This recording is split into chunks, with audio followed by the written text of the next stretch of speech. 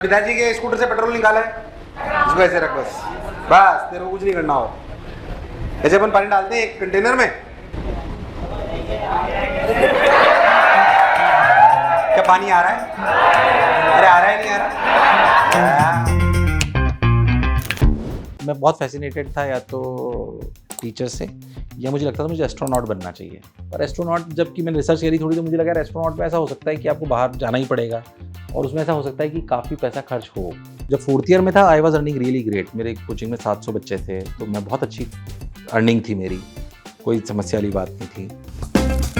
बाल वाल ठीक कर लो, कैमरे में आने वाले तुम लोग। ये दोनों ट्विंस हैं और ये दोनों थोड़े बदमाश भी हैं। हमें भी तभी पता पड़ा जब उन्होंने अपने एक इंटरव्यूज में बोला कि हमने एनवी सर के सारे डायलॉग्स और उनका कैरेक्टर लिया है, तब हमें पता पड़ा कि अच्छा हम पे कुछ सीरीज बनी है, तो बहुत अच्छा लगा। फिर वो फेमस भी हुई और आपको जान के आश्चर्य होगा, मैंने आज तक कभी कोटा फैक्ट्री नहीं देखी है। Not even a single episode? नहीं, मैंने नहीं देखी। चमका के नहीं चमका, क्या है ये? नॉर्मल डायलॉग है, हाँ की ना, चमका की नहीं चमका, सुंदर कन्या। मुझे ऐसा लगता है, जो मैं मानता भी हूँ, कि बच्चों को एंगेज रखना बहुत जरूरी है। आप 1.5 घंटे सिर्फ वन साइडेड डिलीवरी करोगे तो आपके साथ एंगेज नहीं होगा। आप पॉलिटिक्स ज्वाइन करने का प्लान कर रहे हैं? बिल्कुल नहीं। जिस बच्चे की ऑल इंडिया रैंक 1 आती है उसको आप BMW गिफ्ट करते हो? नहीं, मैंने ऐसा कुछ नहीं बोला है। कभी ऐसा लगा कि मुश्किल होगा सर्वाइव? 2-3 बार ऐसा हुआ, ऐसा लगा कि सर्वाइव नहीं कर पाएंगे, और फैमिली का साथ था, ईश्वर का साथ था। जब आपको लगा कि नहीं हो पाएगा यार, बहुत सारी चीज़ें एक साथ हो जाती हैं, कट थ्रॉट कॉम्पिटिशन है, कोरोना में भी थोड़ा सा डर लगा था, बट क्योंकि आप मेहनत करते रहते हो तो चीज़ें आगे बढ़ती रहती हैं। तो ये तो मानना पड़ेगा, और ये कहने की बात नहीं कि आपको शिक्षा से प्रेम होना चाहिए, तभी आप आगे बढ़ पाओगे, नहीं तो नहीं बढ़ पाओगे। Teaching is not all about कि आपको ज्ञान है कि नहीं है, इट इज ऑल अबाउट कि आप उस ज्ञान को डिलीवर कर पाते हो या नहीं कर पाते हो। बहुत कोई जरूरी नहीं कि वो टॉपर बच्चा को अच्छा टीचर बन पाएगा, जरूरी नहीं है। मैं कहता हूँ टीचर आपको पैसे के लिए बन रहे हो तो नहीं बन पाओगे।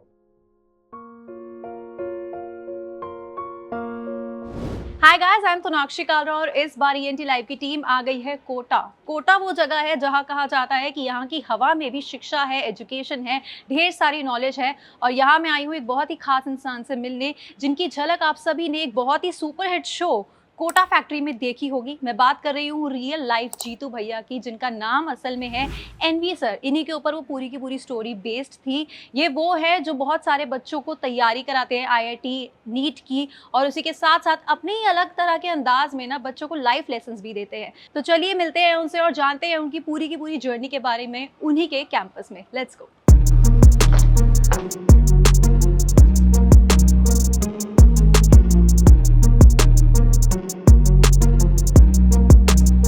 नमस्ते, welcome to Kota. Thank you so much, आपने कोटा आकर हमें बुला ही लिया। अब पहले आप मुझे बताइए, आपको NV सर बुलाऊं या फिर आपको रियल लाइफ जीतू भैया बुलाऊं, क्योंकि लोग आपको उस नाम से भी बहुत जानते हैं। जैसा आपको अच्छा लगे बुलाइए बस।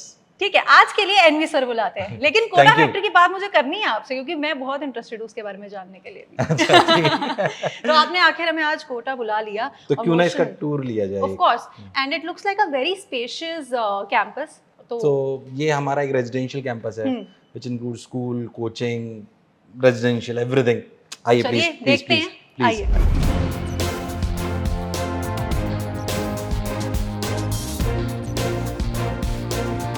So this is our basically academic boardroom. So जय हिंद। प्लीज बैठिए आप लोग, प्लीज बैठिए।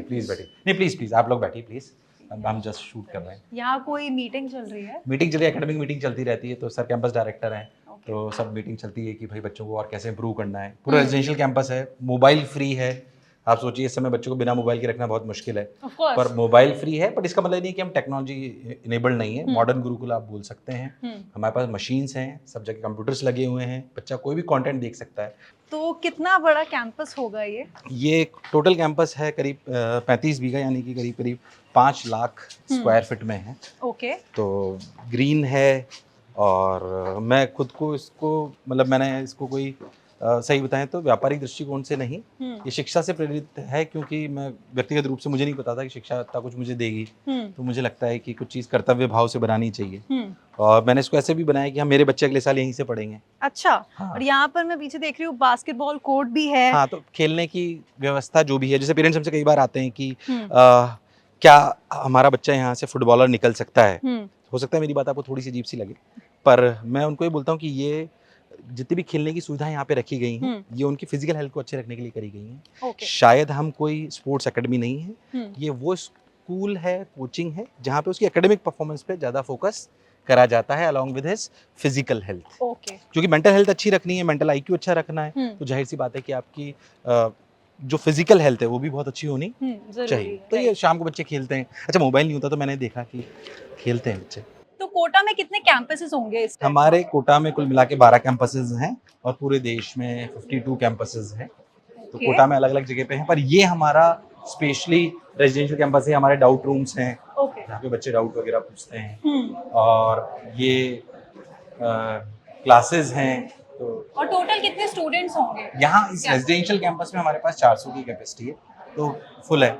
ओके।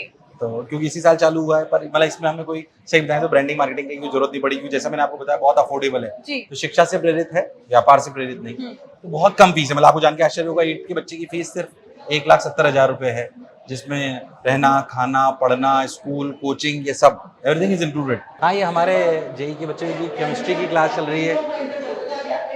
जय हिंद बच्चों, जय हिंद, जय हिंद, जय हिंद, जय हिंद, जय हिंद, जय हिंद, जय हिंद। बाल वाल ठीक कर लो, कैमरे में आने वाले हो तुम लोग। बैठ जाओ, बैठ जाओ। ये केमिस्ट्री की क्लास चल रही है ये इनकी? केमिस्ट्री क्लास चल रही है जो मुझे बहुत कम समझ आती थी। इतना याद है, हलीना की रब से फरियाद, ऐसे ही रटाते हैं सर ये, है ना? हाँ। बेटा मांगे कार स्कूटर बाप रोए, अच्छा। इतना ही याद है बस मुझे। अलग अलग जगह से, देश के हर कोने से लगभग ये बच्चे हैं। यूपी, बिहार, महाराष्ट्र, सब जगह के बच्चे आपको यहाँ पे मिल जाएंगे। मणिपुर के तक के बच्चे मिलेंगे आपको यहाँ। अच्छा, हमारा टाइम था जब हम पढ़ाई कर रहे होते थे तो एक ब्लैक बोर्ड होता था, चौक होता था, और एक बच्चे की ड्यूटी लगती थी डस्टर से आके साफ करने की थोड़ी देर में बोर्ड को। लेकिन यहाँ पर क्लास काफी स्मार्ट तरह से ली जा रही है, एंड आई थिंक यही चीजें जो टेक्नोलॉजिकली डेवलपमेंट हम लोग कहते हैं जो हो रही है धीरे धीरे सारी फील्ड में, वो यहाँ पर भी क्लियरली दिख रही है। तो यहाँ पे बेसिकली जो ये पीपीटी वाले आप देख रहे हैं, इसमें बेसिकली हम स्ट्रक्चर्ड पीपीटीज बना रहे हैं ताकि पूरी pedagogy across the nation same रख सकें। ओके। ताकि टीचर को इस बात की चिंता नहीं हो कि अच्छे एनिमेशन उसके साथ इंटीग्रेटेड है, समय लगता है बनने में, but because if you really want कि एक अलाइंड पेडागोजी हो ताकि टीचर भी कुछ नहीं भूले, स्ट्रक्चर्ड हो, कोई कंटेंट मिस ना हो, जैसे जहाँ एनिमेशन की जरूरत पड़ रही हो वो करें।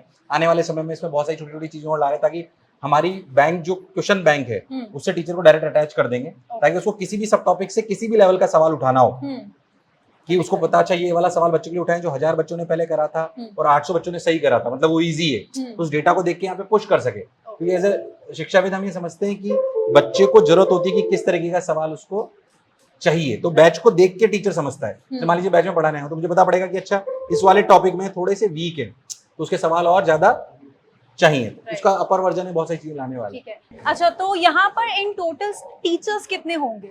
कोटा में अक्रॉस हमारे पास करीब 1200 लोग हैं, उसमें से करीब 450 के आसपास टीचर्स हैं।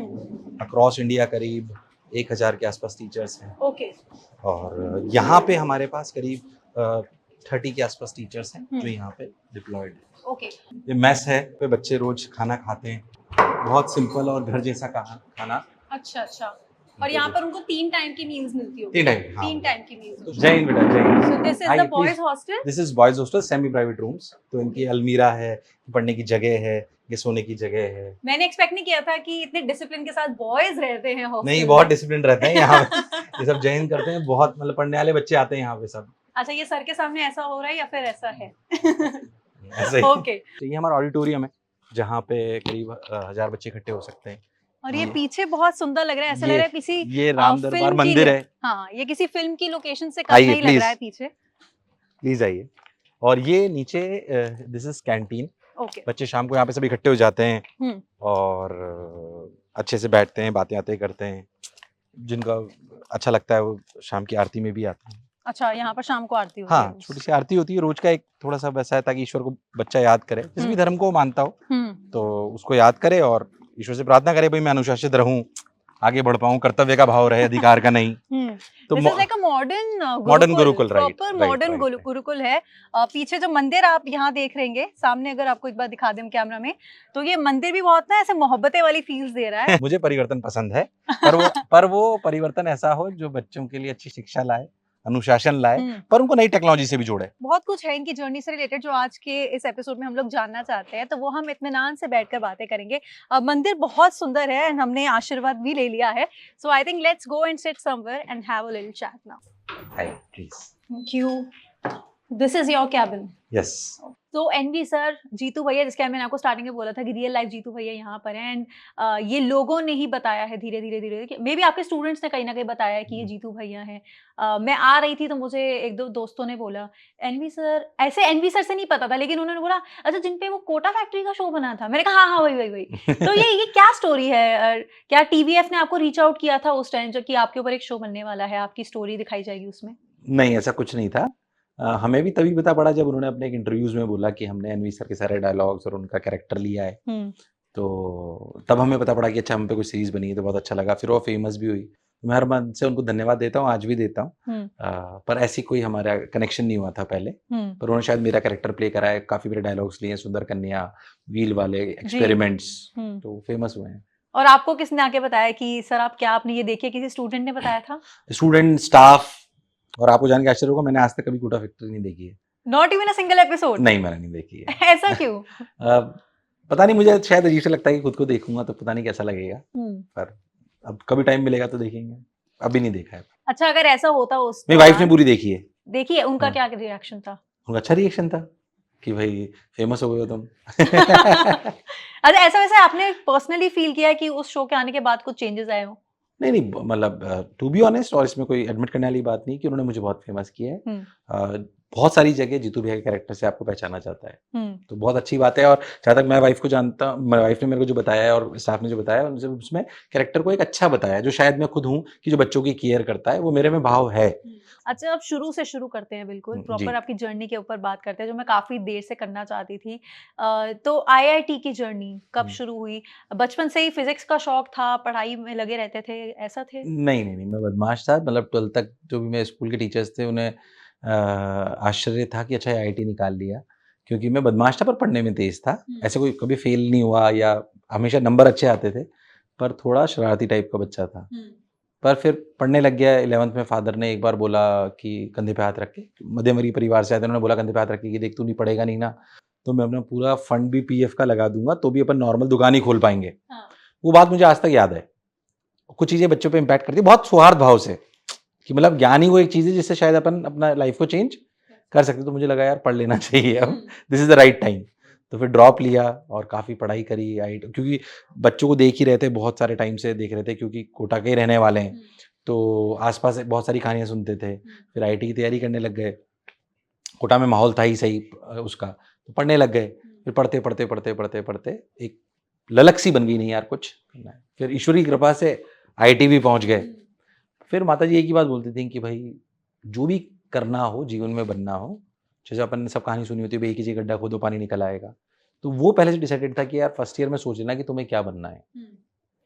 तो उस पर मैंने काफ़ी काम किया। तो फिर मेरे को दो ही मेरे ज़्यादा इंटरेस्ट नज़र आए। जैसे आपने फिजिक्स के लिए पूछा, तो फिजिक्स मेरी काफ़ी वीक थी जब मैं आईआईटी की तैयारी कर रहा था। अच्छा। हाँ, तो पहली बार मेरे 0 नंबर आए, ये काफ़ी फेमस बात है, टेस्ट में, जो कोचिंग का टेस्ट होता है उसमें, और मेरी कॉपी छुपा के दी गई। तब मुझे बहुत शर्म भी आई, पर मुझे लगा यार ये सब्जेक्ट तो मैं सुधारूँ, क्योंकि मुझे फिजिक्स पसंद था, ऐसा नहीं था, पर नंबर 0 आए। तो कई बार क्या होता है, बच्चों को हमें बोलते हैं कि आपको पसंद था पर फिर भी नंबर 0 आए। बहुत छोटी छोटी सी गलतियाँ शायद आप कर रहे होते हैं, जिन पे आपको काम करने की आवश्यकता होती है। हमारे जीवन में भी कई बार हम कर रहे होते हैं। फिर आईआईटी गए, तो आईआईटी में माता जी ने बोला था भाई एक ही सोच लेना। तो मेरे 2 इंटरेस्ट थे कि या तो मैं बहुत फैसिनेटेड था या तो टीचर से, या मुझे लगता था मुझे एस्ट्रोनॉट बनना चाहिए, क्योंकि फिजिक्स में इंटरेस्ट भी था। पर एस्ट्रोनॉट जबकि मैंने रिसर्च करी थोड़ी, तो मुझे लगा यार एस्ट्रोनॉट में ऐसा हो सकता है कि आपको बाहर जाना ही पड़ेगा, और उसमें ऐसा हो सकता है कि काफ़ी पैसा खर्च हो। तो मुझे लगा कि यार इसमें हो सकता है कि बिकॉज ऑफ मनी अपन उस जगह शायद रुक जाएं। तो मेरे दोनों इक्वल इंटरेस्ट थे। फिर मैं अपने टीचर के पास आया, उन्होंने बोला कि यार ना, teaching is not all about कि आपको ज्ञान है कि नहीं है, इट इज ऑल अबाउट कि आप उस ज्ञान को डिलीवर कर पाते हो या नहीं कर पाते हो। बहुत कोई जरूरी नहीं कि वो टॉपर बच्चा को अच्छा टीचर बन पाएगा, जरूरी नहीं है। और कोई आईटीएन होना ही जरूरी नहीं है, एमबीबीएस होना ही जरूरी नहीं है। टीचर क्वालिटी गुरु होना अपने आप में एक, if you really enjoy that part and you have a capability to deliver it and you really enjoy that part, मैं कहता हूँ टीचर आप कोई पैसे के लिए बन रहे हो तो नहीं बन पाओगे।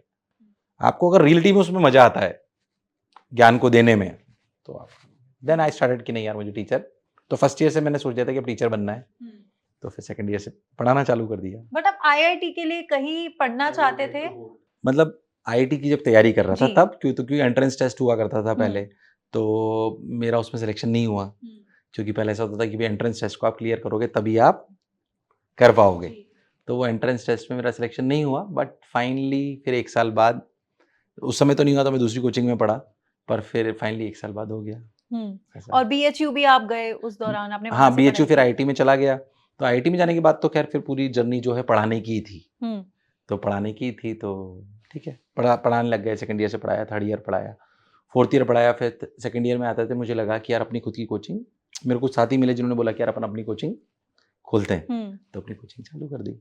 अच्छा, आप बनारस गए बीएचयू में पढ़ने, जहाँ पर बहुत सारे लोगों का बाय द वे ड्रीम होता है पढ़ना, वहाँ आपको मिल गया एडमिशन। आप वहाँ गए और वहाँ पर आप पढ़ भी रहे थे और सेकंड ईयर में जैसे आपने बोला आपने पढ़ाना शुरू कर दिया। तो बिल्कुल। क्या उस दौरान आपके पेरेंट्स ने आपको बोला नहीं कि अभी पहले खुद तो पढ़ ले, कैसे पढ़ा रहा है?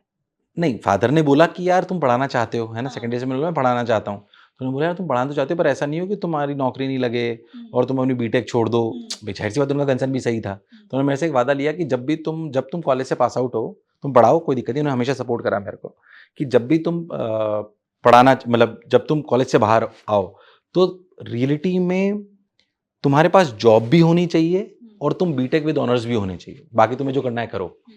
तो मैंने कहा ठीक है, वादा रहा कि भाई मैं अपने इस पढ़ाने के कार्य की वजह से अपनी डिग्री पे कोई असर नहीं आने दूंगा और आपको ये कहने का मौका नहीं दूंगा कि मेरा बेटा इसलिए टीचर बना क्योंकि उसके पास कोई नौकरी नहीं थी। तो मैंने pass out from the college along with my process, तो मैं रोज 14 घंटे काम करता था, छुट्टियों में भी अपने घर नहीं आता था और वहीं पे काम करा करता था। तो जब मैंने pass out from the college तो अलॉन्ग विद माई कोचिंग, जब मैं कोचिंग जो खुद की थी कोटा पॉइंट के नाम से, उसमें 700 बच्चे थे। मैंने pass out from the college तो मेरे पास करीब 4 जॉब थी, जिसमें से 2 सॉफ्टवेयर की थी। और जो है मैं जब वहाँ से पास आउट हुआ तो मैंने बीटेक विद ऑनर्स करा। और एक ये भी स्टोरी है कि वो वाला कोचिंग इंस्टीट्यूट था जहां आप चाहते थे आईआईटी के लिए पढ़ना और उस टाइम आपके नंबर्स की वजह से नहीं हो पाया था, आपके कम नंबर्स थे थोड़े, और बाद में जब आप कोटा वापस आए तो वहीं पर आपने जॉब की। बिल्कुल बिल्कुल तो बिल्कुल। How was that feeling? बहुत अच्छी फीलिंग थी वो, जाहिर सी बात है। और फिर वहाँ पे बहुत सम्मान मिला, बच्चों को इतना प्रेम मिला, तो जाहिर सी बात है कि एक फीलिंग ऑफ अचीवमेंट होती है। ऐसा लगता है हाँ कि भाई हमने थोड़ा कर दिखाया, पर उसके साथ साथ कर्तव्य और कृतज्ञता का भाव भी रहता है कि आपको जब भी बच्चों का प्रेम मिलता है, बिहागणों का प्रेम मिलता है, तो कर्तव्य का भाव हमेशा रहता है कि यार हमने मेरे को हमेशा ऐसा लगता है कि जो मुझे मिल रहा है मेरे को उसके लिए और जस्टिफाई करने की आवश्यकता है। तो वो आपको हमेशा प्रेरित करता है, ऊर्जा से रखता है कि नहीं मैं आगे और काम कर सकूँ। एंड ये कोचिंग इंस्टीट्यूट में आपने कितना टाइम पढ़ाया था? इस कोचिंग इंस्टीट्यूट में करीब पढ़ाया 8 महीने। फिर उसके बाद उन्होंने खुद ने मुझे निकाल दिया बिकॉज ऑफ, वो भी स्टोरी है जो काफ़ी कॉमन है, बट फिर मैं वापस उसको बता देता हूँ कि वहाँ पे क्या है, बैच सिस्टम हुआ करता था। तो मेरे बैच में बहुत सारे बच्चे आ जाते थे, तो उसको मैं कंट्रोल नहीं कर सकता था। तो एक बार वहाँ के ओनर आए सर, और उन्होंने मेरे को काफ़ी डांटा बच्चों के सामने ही। तो काफ़ी देर तक तो मैं सुनता रहा, फिर मैं घर आ गया उसी समय। मैं कंट्रोल नहीं कर सकता ना मेरे बैच में कितने बच्चे बैठेंगे, हाउ कैन आई कंट्रोल। अच्छा, ओके। तो बैच सिस्टम होता है, उसमें अलग अलग टीचर पढ़ाते हैं, तो आपके बैच में बहुत सारे बच्चे ज़्यादा आ जाते हैं। तो सर ने आगे मुझे बहुत डांटा, बहुत देर तक मैं सुनता रहा, फिर मैं घर आ गया, कुछ बोला नहीं, मैंने घर आ गया। बट इसमें आपकी गलती थी नहीं? नहीं, गलती नहीं थी, पर हो सकता है मैनेजमेंट में उनके लिए मिसमैनेजमेंट है वो। ओके। पर मैं घर आ गया चुपचाप। फिर उसी समय बहुत सारे बच्चे मेरे घर पे आ गए, बहुत सारे बच्चे घर पे आ गए, नहीं सर हम तो आपसे ही पढ़ेंगे। फिर उन्होंने नाम मोशन रखा, पहली बार फीस भी उन्होंने तय करी। कुछ बच्चों ने बिल्डिंग जाके ढूंढी, फिर वो पहले दिन ही बिल्डिंग छोटी पड़ गई, फिर फादर ने दूसरी ढूंढी, फिर तीसरी ढूंढी। So that is how motion journey started. But जब आप वहां से फॉर एग्जांपल निकाले गए जैसे आप बता रहे हैं, तो उसके कितने टाइम बाद मोशन एजुकेशन की शुरुआत हुई होगी? 4-5 दिन बाद बस एक कमरा लेना था, बच्चों को पढ़ाना था, तो 5 दिन बाद वापस क्लासेस चालू हो गई। तो वो कमरा आप कह रहे हो हमने रेंट पे लिया होगा? कमरा रेंट पे लिया। पहले दिन तो छोटा पड़ गया, हमने बोला 50 बच्चे आएंगे। हाँ। बच्चों ने ले लिया, फिर छोटा पड़ गया, फिर हमने थोड़ा बड़ा लिया, वो भी छोटा पड़ गया, फिर तीसरे दिन बड़ा लिया, फिर फाइनली उसमें पढ़ाना चालू करा। फिर भी बहुत बच्चों को उस साल मना करना पड़ा कि भाई नहीं पढ़ा पाएंगे। और उस टाइम मोशन एजुकेशन में कितने बच्चे थे? उस समय पहले साल 2007 में थे, तो 450 बच्चे करीब पढ़ाए थे मैंने। फिर उसके बाद इंडिविजुअल फिजिक्स में पढ़ाया करता था शुरुआत में, तो उसमें फिर हमने टेस्ट लिया बच्चों का, एंट्रेंस टेस्ट फिजिक्स पढ़ने के लिए, क्योंकि सारों को हम कैटर नहीं कर सकते थे। दूसरे साल शायद हमने 850-900 बच्चे पढ़ाए। और आज आपके मोशन एजुकेशन में कितने बच्चे पढ़ते होंगे? कोटा में करीब 25,000 बच्चे पढ़ते हैं और अक्रॉस इंडिया करीब 51,000, 50,000 से 51,000 बच्चे। ओके। और जो बच्चे कोटा नहीं आ सकते किसी रीजन से पढ़ने, बिकॉज हर एक के अपने रीजंस हो सकते हैं ऑफ कोर्स दूसरी सिटी में ना आने के, तो वो कैसे पढ़ सकते हैं एनवी सर से? भाई जाहिर सी बात है कि हमारे ऑनलाइन सॉल्यूशंस हैं, कुछ हमारे बाहर के सेंटर्स हैं, उन पे जाके पढ़ सकते हैं। ऑनलाइन सॉल्यूशन बहुत सारे हैं, हमारी पूरी ऐप है एक मोशन लर्निंग ऐप, उसमें जाके वो सारे लेक्चर्स देख सकते हैं। उसको काफ़ी कंटेंट यूट्यूब पे भी है, पर ऐप पे आके बेसिकली एक स्ट्रक्चर्ड तरीके से कौन सा चैप्टर कैसे पढ़ना है, study material, adaptive CPSS, PYQs, ये सब उनको मिल जाएगा। तो हम बहुत ज़्यादा टेक इनेबल्ड हैं। और मैं आपको बताते हुए मुझे खुशी भी हो रही है कि हमने एक देश की ऐसी पहली मशीन बनाई है जो मशीन लर्निंग और AI पे बेस्ड है। तो हमारे यहाँ पे जो भी बच्चा आता है उसको हम वो मशीन जो है उसमें वो रोल नंबर डालता है, OTP डालता है, और वो डालने के बाद दोनों उसको कस्टमाइज होमवर्क मिलता है, बिल्कुल कस्टमाइज्ड, कि होमवर्क उसे कस्टमाइज मिलेगा कि अच्छा उसकी कमियों के हिसाब से उसे होमवर्क मिलता है। तो मशीन लर्निंग लगी हुई है। ओके, एंड बच्चों को वो पसंद आ रही है, मतलब वो हेल्पफुल है कहीं ना कहीं, क्योंकि उनकी एक एक इंसान की एक एक बच्चे की कमी वो बता रही है। हाँ, जाहिर सी बात है, बच्चों को इससे बहुत फायदा होता है। भाई बच्चों के लिए तो ठीक है, आप ऐसा समझिए कि अगर हमें रोज 10 सवाल मिल रहे हैं तो बच्चों को शायद इतना पता नहीं पड़ता कि उन्हें तो सबको 10 भी मिल गए सेम तो चलेगा। बट ये वो 10 सवाल हर बच्चे को अलग मिलना बहुत बड़ी बात है। और वो 10 सवाल वो जो उसकी कमियों पे बेस्ड हैं, तो कमियों के हिसाब से। अच्छा, जब मोशन एजुकेशन शुरू हुआ तब से लेकर आज तक कोई भी ऐसा पल, कोई भी ऐसा दिन आया जब आपको लगा कि शायद हम सरवाइव नहीं कर पाएंगे? बिकॉज जाहिर सी बात है बहुत सारे कॉम्पिटिटर्स मार्केट में थे ही शुरुआत से, तो कभी ऐसा लगा कि मुश्किल होगा सरवाइव? 2-3 बार ऐसा हुआ, 2-3 बार ऐसा हुआ कि ऐसा लगा कि सर्वाइव नहीं कर पाएंगे, पर फैमिली का साथ था, ईश्वर का साथ था। जब आपको लगा कि नहीं हो पाएगा यार, बहुत सारी चीज़ें एक साथ हो जाती हैं, कट थ्रॉट कॉम्पिटिशन है, कोरोना में भी थोड़ा सा डर लगा था, बट क्योंकि आप मेहनत करते रहते हो तो चीज़ें आगे बढ़ती रहती हैं। बेसिकली उस समय बस ये ध्यान रखना होता है कि आपकी एथिकल वैल्यूज़ नहीं छूटनी चाहिए, वो ध्यान रखना बहुत आवश्यक है। तो ऐसा सबके जीवन में आता है कि यार मैं नहीं कर पाऊंगा। But how do you differentiate yourself from your competitors in the market? Because अभी भी अगर हम बात करें तो बहुत सारे कॉम्पिटिटर्स हैं, बहुत सारे और ऐसे कोचिंग इंस्टीट्यूट हैं जिनके भी नाम काफ़ी हैं, और जो भी सेम स्टूडेंट्स को, सेम ऑडियंस को केटर कर रहे हैं, तो आप किस तरह से डिफरेंशिएट करते हो खुद को? डिफरेंशिएट ऐसे करता हूँ, एक तो 2 बातें कि मैं मोशन को सिर्फ ये नहीं मानता हूँ कि हम टॉपर्स जनरेट करते हैं, एक पहली बात, क्योंकि मैं भी मध्यम वर्गीय परिवार का एवरेज बच्चा था। मुझे लगता है कोचिंग संस्थान की रियल काबिलियत ये है कि मध्यम वर्गीय परिवार के एवरेज बच्चे का मतलब ये नहीं कि जो कर्मठ है 12 से 15 घंटे पढ़ना चाहता है वो सेलेक्ट होना चाहिए। मुझे लगता है उस जगह पर्सनलाइजेशन की बहुत जरूरत है, केयर की बहुत जरूरत है। तो जो मशीन मैंने आपको बताई वो पर्सनलाइजेशन का एक नमूना है। ऐसी बहुत सारे छोटे छोटे काम हम करते हैं। तो हमारा डिफरेंशिएशन ये कि we focus on not only on toppers के बैच सब अलग बनाते हैं, उनकी पर्सनलाइजेशन सब कर देते हैं, पर मुझे लगता है कि हम सिलेक्शन परसेंटेज पे बहुत फोकस करते हैं। That is our criteria. Obviously we really want to create a scalable affordable model into the education, but थोड़ा फिलोसफिकल डिफरेंसेस हो सकते हैं कि आप ऐसे समझें कि हमारे लिए पहले क्वालिटी का बेंचमार्क है जो बच्चा पढ़ना चाहता है उसके लिए, फिर उसके लिए उस क्वालिटी को मेंटेन करते हुए कैसे प्रोसेस और सॉल्यूशंस बनाए जाएं उस पर फोकस है, उसमें कैसे टेक्नोलॉजी इंटीग्रेट कराई जाए, और फिर ये ध्यान दिया जाता है कि इसको कैसे सस्ता से सस्ता बनाया जाए। But we need to fix that quality, right? Otherwise वो बच्चे के रिजल्ट को हिट करेगा। ये प्रक्रिया उल्टी भी हो सकती है कि हम पहले सोच लें हम तो इतने का ही कोर्स देंगे, फिर हम क्वालिटी पे ध्यान ना दें या बाद में उसको इंप्रूव करें। तो फिलोसफिकल डिफरेंसेस कई बार दिखाई देते हैं। मेरे लिए पहले ये कि क्वालिटी का मापदंड सेट होना चाहिए, फिर उस क्वालिटी के मापदंड को बिल्कुल वैसा ही रखते हुए या उसको बढ़ाते हुए कैसे प्राइस को घटाया जा सकता है, मेरा फोकस उधर की तरफ ज्यादा होता है। ओके अच्छा, आप एक खुद, जैसे आपने स्टार्टिंग से बताया कि आप एक खुद मिडिल क्लास फैमिली से थे, बहुत ज़्यादा पैसा भी नहीं था, बट ठीक था कि घर ठीक से चल जाए और ऐसा। तो जब आपने पढ़ाना शुरू किया, क्या आपके दिमाग जहन में कहीं ना कहीं ये चीज़ रही शुरुआत से कि मुझे इस तरह की फीस रखनी है जो मोस्टली बच्चे अफोर्ड कर सके, और आज उसका क्या थॉट प्रोसेस है? मेरा हमेशा से वही रहा, जैसा कि भी आपने कैंपस भी जो मैंने आपको दिखाया, मैं इस बात पे बिलीव करता हूँ। मैं इस बात से न्याय भी नहीं करता हूँ कि आपको संस्थान चलानी है तो आपको अच्छे एजुकेटर्स को पे करना है, अच्छे मैनेजमेंट को पे करना है, तो आपको मनी चाहिए। बट क्या हम 50%, 60%, 100% मार्जिन पे बिजनेस चलाना चाहते हैं? नहीं, हम उसे अफोर्डेबल ही रखना चाहते हैं, but not on the cost of quality.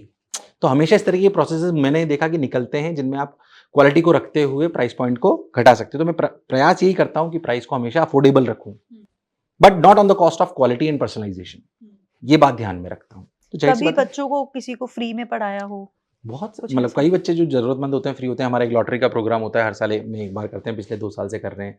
उसमें से एक बच्ची भी आपको मैंने बिलवाया भी था। उसमें से एक बच्ची है जो जिसके फादर साइकिल पे टोकरा रख के सब्जी बेचते हैं, उसको लॉटरी लगी हो फर्स्ट, तो उसका रहना खाना पढ़ना सब फ्री है। तो कुछ बच्चे ऐसे होते हैं जिनको जो वाकई जरूरतमंद हैं तो करते हैं। अच्छा, एनवी सर की ना कुछ चीजें बड़ी फेमस हैं, जैसे कि जैसे आपने थोड़ी देर पहले आपने खुद ही इसका जिक्र किया, सुंदर कन्या वाला जो एक है कि आप क्लास में ऐसा माहौल बना देते हो। कभी क्लास में आप कुछ एक्टिविटीज करते हो जो काफी फेमस हो जाती है, जैसे कि एक मैंने देखी थी, जो मैंने खुद पर्सनली बहुत टाइम पहले भी देखी थी, कि आपने फोन उछाला और ताली बजाई एंड देन फोन आप कैच करते हो, और इन तरह से आप बच्चों को बड़ा इन्वॉल्व रखते हो। बट ऐसा क्यों होता है? आपको लगता है कि हम बच्चों के दोस्त बन के करेंगे तो शायद चीजें ज्यादा बेटर होंगी? जाहिर सी बात है, दोस्त बन के करेंगे। और सही बताऊं तो ये कोई जबरदस्ती नहीं करते हैं हम, मतलब कोई ऐसा एफर्ट नहीं लगाना। मैं जो नेचुरल मैं हूँ वो रियलिटी में क्लास में रहता हूँ, जो मैं रियलिटी में एंजॉय करना। चले अपन वो हमारी राजस्थानी भाषा में नहीं करते, छेड़ लेते हैं थोड़ा सा तो मजा आता है। घर में भी तो ऐसा करते हैं ना, भाई बहन को छेड़ लिया तो बच्चों को भी छेड़ लेते हैं, क्यों भाई तेरी गर्लफ्रेंड है कि नहीं है। सब उसी उम्र के बच्चे, फिर उन्हें ये भी बताया जाए कि ये भी सही टाइम नहीं है, तो समझता है आपकी बात को, मुझे ऐसा लगता है। मुझे पता है कि वो कॉलेज में जाके क्या देखेगा, पर उस माहौल को आज बता दें और ये बताया जाए कि तुम्हें आज ये नहीं करना है। जैसे बहुत छोटा सा एग्जांपल है, मैं बच्चों को देता हूँ, वो मैं रिपीट भी करना चाहता हूँ। हो सकता है पेरेंट्स को थोड़ा अजीब से लगता है, मैं उनको बोलता हूँ कि तुम अभी पढ़ाई कर रहे हो, तुम अपने फादर को जाके बोलो कि मुझे ये लड़की बहुत पसंद है, तो तुम्हें जाहिर सी बात है चाटा ही पड़ेगा, है ना। अब मैं उनको बोलता हूँ कि सोचो कि तुम डॉक्टर बन गए हो और MBBS कंप्लीट हो गई, PG कंप्लीट हो गई, और वो भी तुम्हारे साथ PG में, और पापा को जाके बोलो पापा मुझे लड़की पसंद है, तो पापा बोलेंगे अच्छा बेटा कौन है बता। So there is a difference. So if you really want कि आपके इमोशंस की कदर हो, then you have to establish yourself. तो मैं कह रहा हूँ अभी समय एस्टैब्लिश करने का। अभी मन भटक सकता है पर भटकाना नहीं है, बिल्कुल नहीं भटकाना है।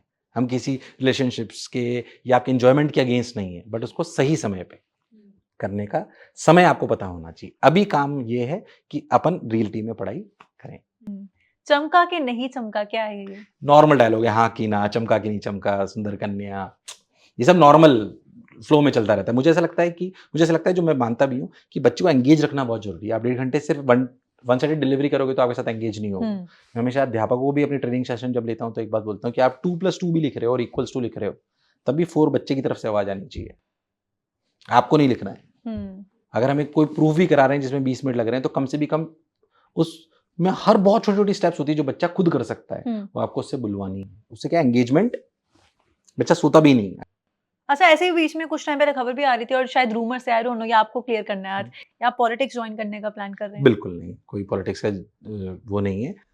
यही सवाल मुझसे एक दूसरे प्लेटफॉर्म पे भी पूछा गया था, और मैं शिक्षाविद हूँ, शिक्षाविद ही रहना चाहता हूँ, पर उन्हें बहुत समझदारी से बात पूछी, उसका उत्तर मैं देना चाहता हूँ। हाँ, कभी ऐसा मौका मिलेगा कि क्या हमें शिक्षा में सुझाव देना चाहिए, शिक्षा कैसे चलनी चाहिए, मैं नहीं कहता हूँ कि मैं उसमें कोई महारथी हूँ, बट हाँ, इतने वर्षों काम करने के बाद लगता है कि उसका प्रारूप कैसा हो सकता है, उसमें हम भी कुछ अपना इनपुट दे सकते हैं। वो कभी अगर मौका मिलेगा, चाहे वो सेंट्रल गवर्नमेंट से मिले या कहीं से भी मिले, तो उस कर्तव्य को निभाने में मुझे बहुत अच्छा लगेगा।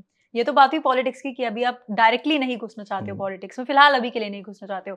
एक्टिंग भी आपने की है और इसके बारे में बहुत लोगों को अभी भी नहीं पता कि आपने एक्चुअली में एक्टिंग किया, तो वो कैसे हुआ था?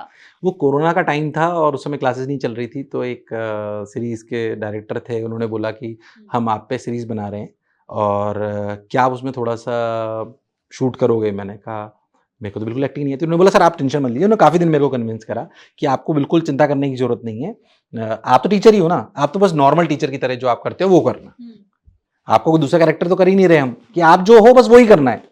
तो फिर मेरी वाइफ ने और घर वालों ने बोला ठीक है भाई, मौका मिल रहा है, ऐसा किसको मिलता है, तो कर लो। तो फिर वो ट्राई करा और मजा आया? हाँ, मजा आया। अलग एक्सपीरियंस था, बहुत अलग। उसमें भी पता पड़ा कि कितनी मेहनत होती है। It is not that easy जितना हमें दिखाई देता है, वाकई इट्स अ टफ जॉब। मैंने तो शायद वही किरदार निभाया था जो मैं खुद हूँ, पर आपके खुद के किरदार से अपोजिट किरदार निभाना मतलब अमेजिंग, बहुत अलग टैलेंट है। बिल्कुल, हाँ, बहुत अलग है। हाँ। अच्छा, आजकल ना सोशल मीडिया ट्रेंड बहुत चल रहे हैं, और सोशल मीडिया ट्रेंड मतलब कि सोशल मीडिया प्रेजेंस होना बहुत इंपॉर्टेंट है, और आप भी हैं सोशल मीडिया पर, आपका चैनल है यूट्यूब पर, इंस्टाग्राम पर है, फेसबुक पर भी शायद आई थिंक होंगे। तो आपको लगता है कि आज के दौर में एक टीचर का, बिकॉज पहले के टाइम में ये सब चीजें नहीं थी, आप पढ़ाते हो तो आप पढ़ाने तक ही सीमित रहते हो, या बच्चों को वर्ड ऑफ माउथ से लोग आपको जानते हैं, बट आज के टाइम में आपको सोशल मीडिया प्रेजेंस भी रखनी पड़ती है। तो आपको लगता है कि टीचर्स के लिए आज के दौर में बहुत इंपॉर्टेंट है कि वो सोशल मीडिया प्लेटफॉर्म्स पर भी हो, और वो अपनी पढ़ाई हुई चीजें या टिप्स एंड ट्रिक्स जैसे आप अपने चैनल से देते हैं वैसे देना लोगों के लिए जरूरी है? मैं हमेशा, जब भी मैं टीचर से भी कई बार मीटिंग होती है, बाहर भी मैं जाता हूँ सेमिनार्स में, तो टीचर्स के साथ भी मेरा रूबरू होता है। मैं हर अध्यापक को एक बोलता हूँ कि कर्तव्य के भाव से एक बात का याद रखें कि मैं ऐसा मानता हूँ कि किसी भी सब्जेक्ट का टीचर हो, चाहे वो स्कूल का टीचर हो, वो कोई ना कोई चीज़ ऐसी जरूर पढ़ाता है जो दुनिया में उसके जैसा कोई नहीं पढ़ा सकता, भले वो छोटी सी चीज़ होगी। हो सकता है वो स्पेलिंग, कोई स्पेशल स्पेलिंग लिखने का तरीका ही कोई बहुत अलग से बताता हो, पर मैं ऐसा मानता हूँ कि हर टीचर के पास कोई ना कोई एक चीज़ यूनिक होगी। मेरा उनसे सभी से अनुरोध है कि उसको अपने साथ ना लेके चले जाएं इस दुनिया से, उसको जरूर सोशल मीडिया पे डालें, ताकि जो हमने यूनिक करा है वो सबको पता पड़े और उससे वाकई हमारे शिक्षा का स्तर बहुत बढ़ता जाएगा। इसको फेमस होने के पर्पस की बजाय कर्तव्य भाव से करेंगे तो अपने आप जो ईश्वर को आपको देना होगा वो मिल जाएगा, मेरा ऐसा मानना है। ठीक है, अच्छी चीजें बताने में कोई बुराई नहीं है। Of course. वो कौन सा मोमेंट आया है अभी तक आपकी जर्नी में जहां आपको फील हुआ खुद को पर्सनली कि कुछ अच्छा कर रहा हूं मैं? सही बताऊं तो ऐसा कई बार आता है। अब जब बच्चे सेलेक्ट हो जाते हैं बहुत गरीब परिवार के, अभी रिसेंटली मैं एक गाँव गया था तो उनके पेरेंट्स कहते हैं साहब आपकी वजह से, जबकि हमारी, मैं वजह नहीं हो सकता अकेला, उनका पूरा उसमें वो होता है। पर जब हमें ऐसा लगता है कि वाकई कोई ऐसा बच्चा जिसके परिवेश में ये सब अलाउड नहीं था और वो कुछ बन जाता है, और जब उनकी तरफ से प्रेम मिलता है तो ऐसा कई बार एहसास होता है कि हाँ आई हैव अचीव्ड समथिंग। एक बार मेरे को, जैसे सही बताऊं तो जो मशीन जो मैंने आपको दिखाई, वो हो सकता है कि उससे मुझे उतना अभी वो नहीं मिल रहा हो, बट मुझे पता है कि ये रियलिटी में बच्चों को वैल्यू ऐड करेगी, उनसे मेरे को फीलिंग ऑफ अचीवमेंट आती है।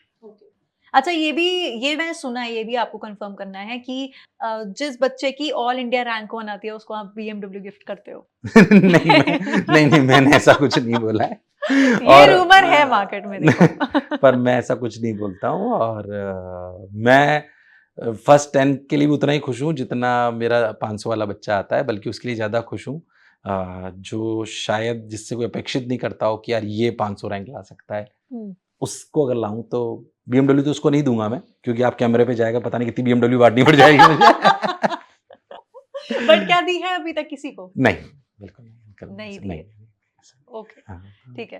तो जिन लोगों को ऐसा लग रहा था और ये जिस लालच से आ रहे थे ना NV सर के पास पढ़ने, वो इस लालच से मत आना क्योंकि भाई नहीं मिलेगी। पढ़ाई करो, स्वार्थ भाव से मत करो। हाँ, इस स्वार्थ भाव से मत स्वार्थ भाव से मत करो, शिक्षा से प्रेरित करो।